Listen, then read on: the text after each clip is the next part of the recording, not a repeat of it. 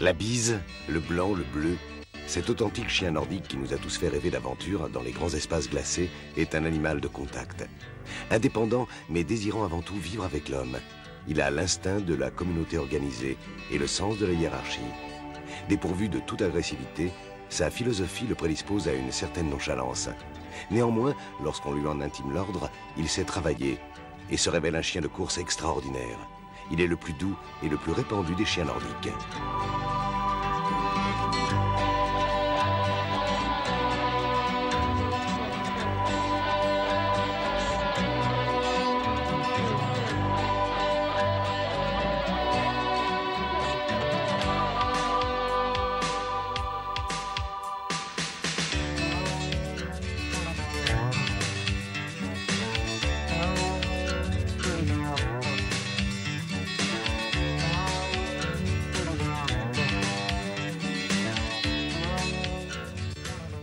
Le husky de Sibérie, c'est un chien extraordinaire. C'est un chien extraordinaire par sa beauté, par ses yeux, par son comportement qui peut se révéler très attractif, malheureusement trop attractif, et très souvent les gens font l'acquisition de husky sans trop savoir où ils vont et se rendent compte que c'est pas forcément un chien qui leur est adapté.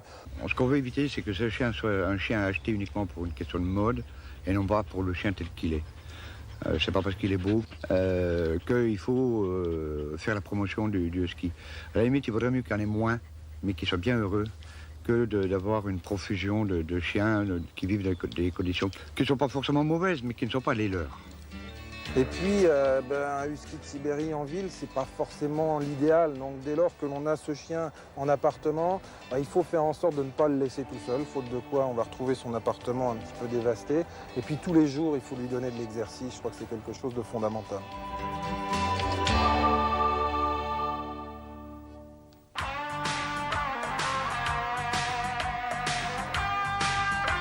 Le husky sibérien est donc un chien de trait, de taille moyenne à la démarche légère et vive, dégagé et élégant dans ses allures.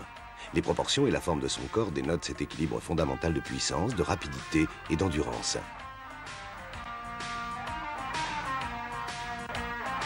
La tête est proportionnée au corps, le sommet légèrement arrondi. À partir du stop bien marqué, le crâne a la même longueur que le museau, qui n'est ni pointu ni carré. Le chanfrein est droit, les lèvres bien pigmentées et les incisives s'adaptent en ciseaux. Les oreilles sont triangulaires, rapprochées et attachées haut sur la tête, garnies d'une bonne fourrure. Elles sont portées bien droites jusqu'à l'extrémité sensiblement arrondie. Les yeux en amande sont disposés très légèrement en oblique. Ils peuvent être de couleur marron, bleu ou vairon. L'expression est vive et intéressée. Le cou est galbé, porté fièrement dressé quand le chien est en station debout. Au trot, l'encolure s'étend de sorte que la tête est portée légèrement en avant. L'épaule est solidement attachée à la cage thoracique et le bras oblique sensiblement vers l'arrière. La poitrine, forte mais pas trop large, descend jusqu'au niveau des coudes. Le dos est solide, horizontal, du garrot à la croupe. Le rein est tendu et sec, légèrement remonté, tandis que la croupe est inclinée, mais jamais au point de gêner la poussée de l'arrière-main. Les membres antérieurs sont parallèles et d'aplomb, les coudes contre le corps. La longueur du coude au sol est légèrement supérieure à la distance du coude au garrot. Les membres postérieurs sont parallèles, avec des cuisses bien gigotées et puissantes, les gracets bien angulés, le jarret bien descendu. Les pieds sont compacts et bien garnis de poils entre les doigts, les coussinets sont durs et d'une bonne épaisseur. La queue bien fournie, à la forme de la queue en brosse du renard. Elle est attachée juste en dessous de la ligne du dos, en une courbure gracieuse. Quand le chien est attentif, elle est portée haut, mais ni déviée, ni trop enroulée sur le dos. Le poil du husky de Sibérie est double et de longueur moyenne. Le sous-poil est doux et dense. Le poil de couverture est raide et légèrement couché, jamais dur ni hirsute. Toutes les couleurs sont admises, du noir au blanc pur. Les origines du husky, elles remontent à plusieurs millénaires, puisqu'on a des traces de husky autour du lac Baïkal, là où vivait la tribu des Chuchki en Sibérie, il y a de cela 4000 ans, mais il a fallu attendre simplement le début de notre siècle, dans les années 1910-1912, pour que ce chien gagne l'Occident par l'intermédiaire de l'Alaska et participe à ses premières courses de chiens de traîneau, où à l'époque ce fut une révolution, parce que le husky sibérien était de loin le plus rapide des chiens qu'on trouvait dans les compétitions. Bon, il y a l'histoire de la course au sérum qui est fort connue.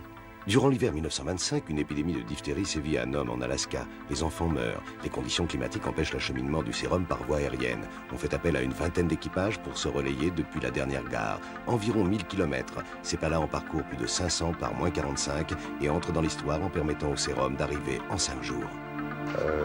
Ce qui a été quand même une belle leçon pour la mécanique moderne. Et ce n'est que quelques décennies plus tard, dans les années 1930-1935, que ce chien a gagné l'Europe pour finalement en venir à se développer simplement depuis 1975. Donc c'est une race qui a une histoire brève, relativement jeune, même si actuellement on essaye de réintroduire des huskies en Sibérie, dans le berceau originel, puisque là-bas la révolution d'octobre avait fait un petit peu disparaître toute notion de race et qu'on ne trouve plus de huskies de Sibérie autour du lac Baïkal.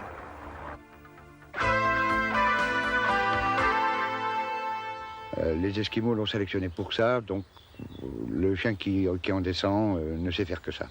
C'est un chien de trait, pas de très lourd parce que c'est un chien qui est quand même relativement léger, donc c'est pas le chien qui va porter à la maison, c'est des charges plutôt moyennes, plutôt modérées, et c'est un chien d'assez longue distance, très résistant, difficile à crever.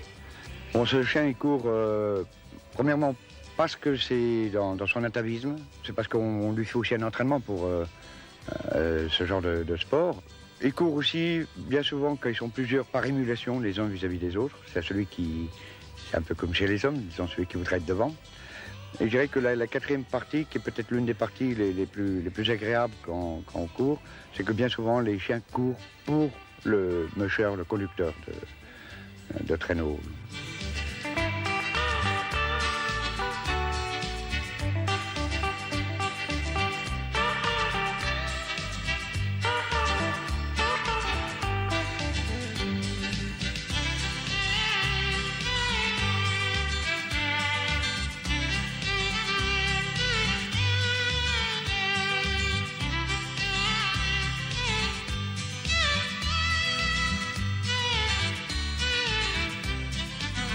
C'est une équipe complète, donc tous les chiens ont un rôle. Alors le rôle du chien de tête, premièrement c'est l'un des chiens les plus rapides de l'attelage, parce que pour une question de dynamique, son rôle c'est de donner l'allure, de mener l'attelage, les directions. Donc c'est un chien qui doit avoir un sens de la course quasiment.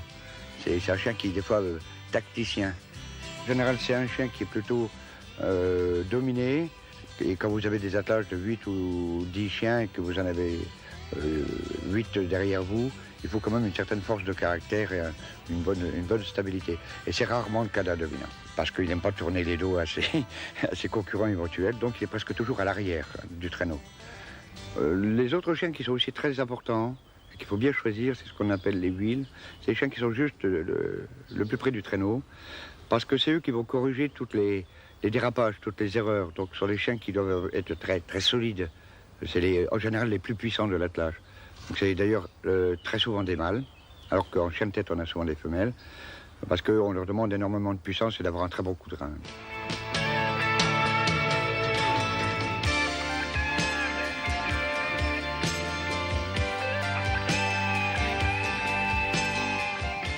Sur la position de la queue, on sait si le chien est confiant, en éveil, méfiant, peureux. Donc l'observation, et notamment quand on fait des courses avec les chiens, le changement de position de la queue indique des changements d'allure en général. Et quand il redresse complètement sa queue, c'est bien souvent parce qu'il ne fait plus rien du tout. Donc c'est un moyen de voir pratiquement ce que pense le chien et ce qu'il fait.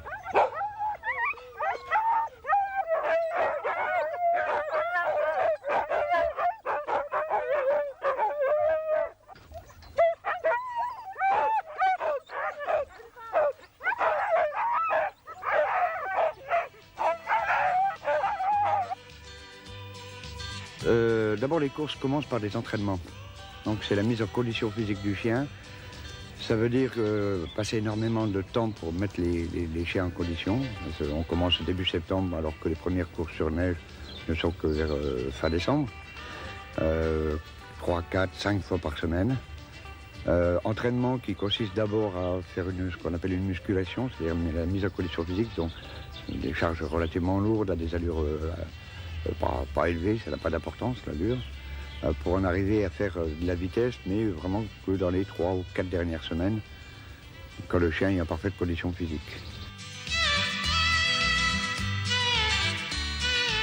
Au niveau des courses, ça dépend du nombre de chiens que vous avez. Alors il y a d'abord 2 types de courses. Les courses qu'on appelle de sprint, qui se limitent à, disons, 50 km par manche, et les courses de longue distance, qui sont quand même rapides, mais qui sont des courses du style, comme en Europe, la plus grande, l'Alpirode, qui se court à peu près sur entre 800 et 1000 km, mais par étape. Et la plus grande de toutes, qui est l'Iditarod, qui est, elle, d'environ 2000 km, mais quasiment non-stop.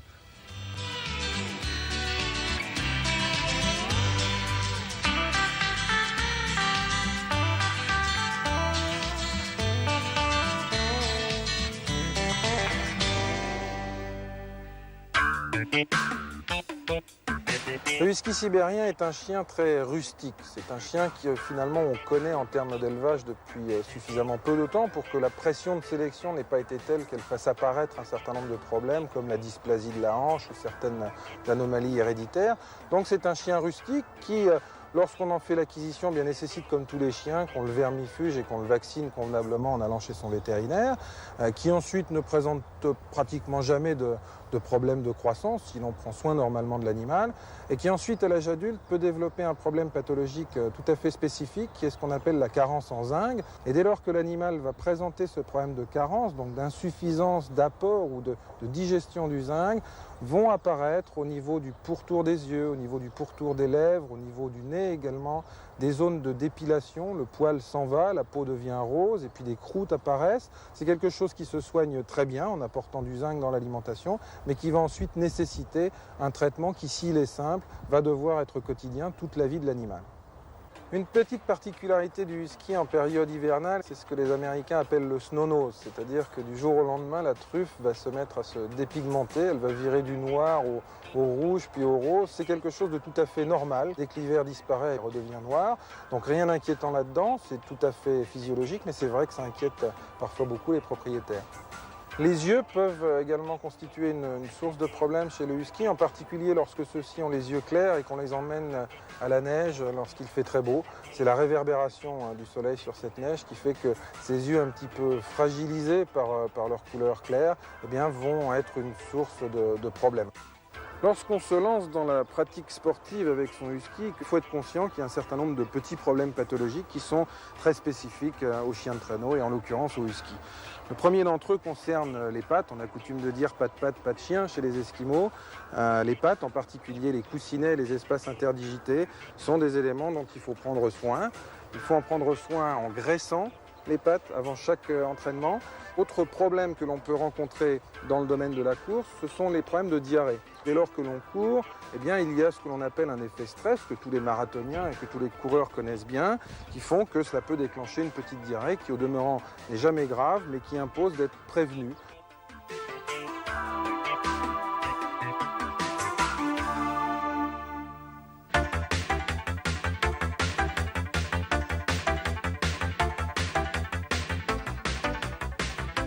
Alors, la toilette du husky, elle est quand même très simple, parce que c'est un chien qui est auto-nettoyant, comme certains tapis.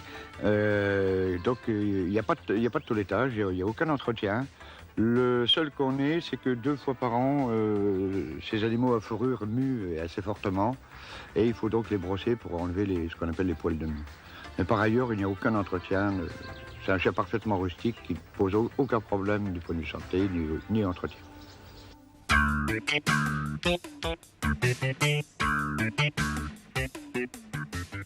À l'intérieur de l'espèce canine, on observe des différences de taille très importantes. Du plus petit chien au plus grand chien, le poids varie en effet de moins de 1 kg à plus de 80 kg.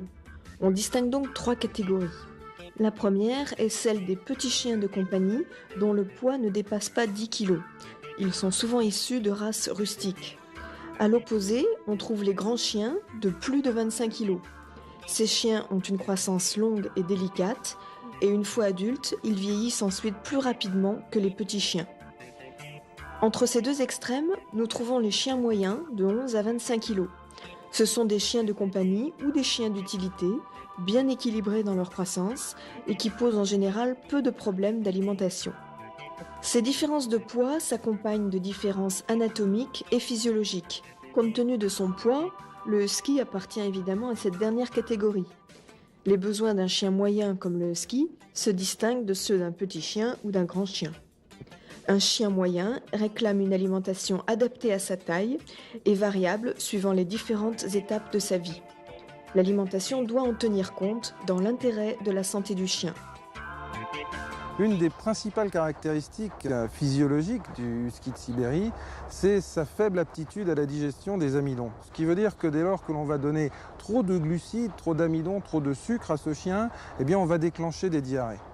Donc dès la naissance, dès le plus jeune âge, il est nécessaire de se tourner vers des aliments qui vont être enrichis en protéines, qui vont être enrichis en matières grasses pour lui amener son énergie, qui vont être des aliments complets et relativement denses au plan énergétique, d'une manière générale des aliments secs, c'est ce qui pose le moins de problèmes de diarrhée dans ce type de race.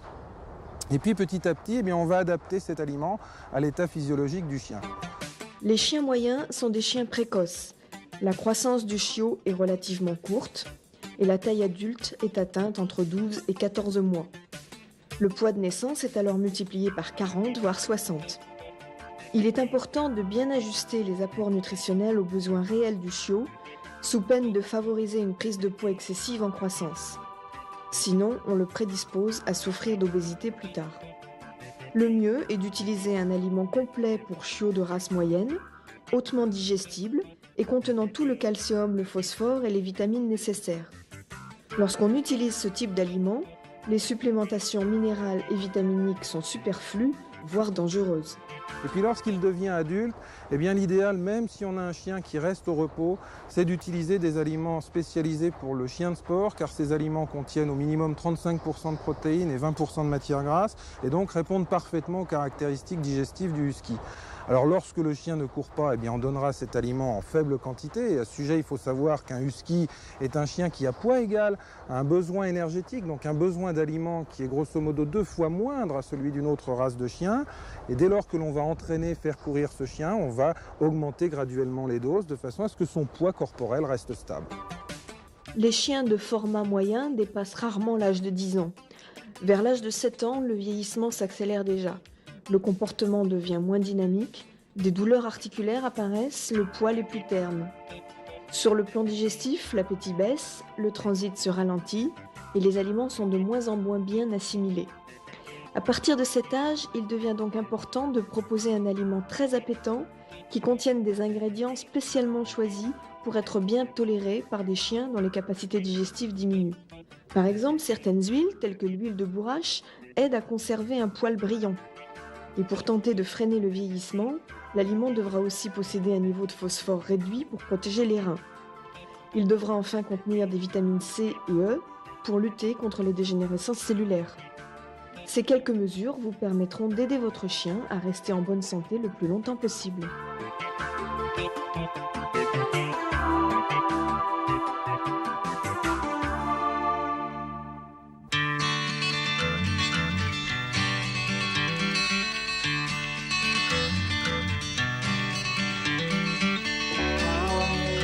Un peu chat, un peu loup, le husky attire par sa beauté glacée.